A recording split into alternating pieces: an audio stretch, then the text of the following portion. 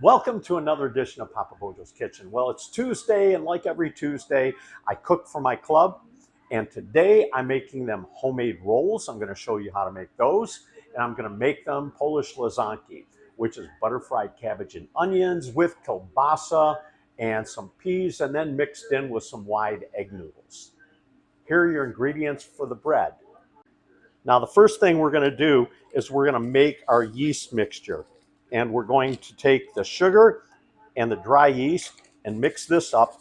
And then we're going to put some warm water. By warm, I mean somewhere between 100 and 110 degrees.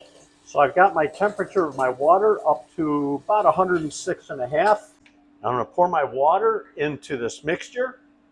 Now I'm going to take a spoon and I'm going to mix this mixture around to make sure the yeast and the sugar are all evenly dissolved and that there are no clumps.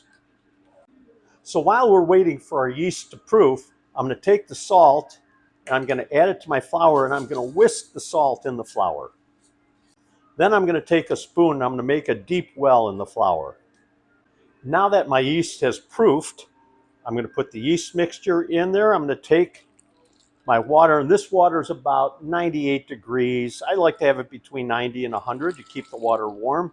Then I just take my wooden spoon and I mix all the flour and the water together until it forms a dough ball.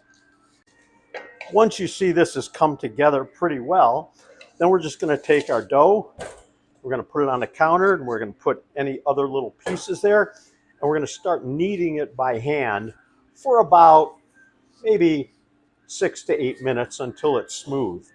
Now, because this is a wet dough at this point, we're just going to add a little flour as needed, just to keep it somewhat dry so it's not too sticky on your hands. And for those of you who aren't sure how to knead dough, the way you do it is you take and use the heel, you push, then I take and I fold over once and I knead. I pull over once and I use the heel of my hand. Pull over and knead. So now my dough ball is done, and what I'm going to do is I'm going to flatten it out and I'm going to start cutting up my little rolls. Now, before I cut my rolls, I'm going to take in this container here, because I'm going to use this. You could use a tray with some plastic wrap to put your rolls in to rise, but I'm going to use this tray because I've got a cover for it here, and it'll work. And I'm putting olive oil all around the edges and all along the bottom. Next, I've made this sort of a rectangle, and I've got some guidelines. So what I'm going to do is I'm going to cut these into about 20 to 22 even little squares. Now, after I'm done cutting this, I can either keep them in squares like this, or I can form them in nice tight balls and make round, small little rolls. Now, don't forget, these are going to take and rise, and so they're going to be twice as big as they are here. And what you do if you make a round ball, you put it like this, and you squeeze it, and you pinch the bottom all together. Then you can set it down, and you can flatten them. Now, if you don't want to make rolls, what you can do is very simply cut your dough into 2 or 3 big pieces and make that just into a loaf of bread. So now we're going to take each of our dough balls, and we're just going to take and put them in some oil and drop them in our rising container.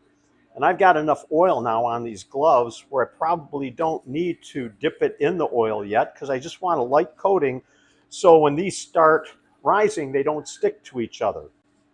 And when we're all done putting these in the tray, they look like that, and they're next to each other. They're going to explode and be about twice the size, and then we'll be ready for baking. So I'm going to seal this with some plastic wrap, and I'm going to put this cover on tight, and then we're going to put it in a non-drafty area for 1.5 hours. So our rolls have doubled in size.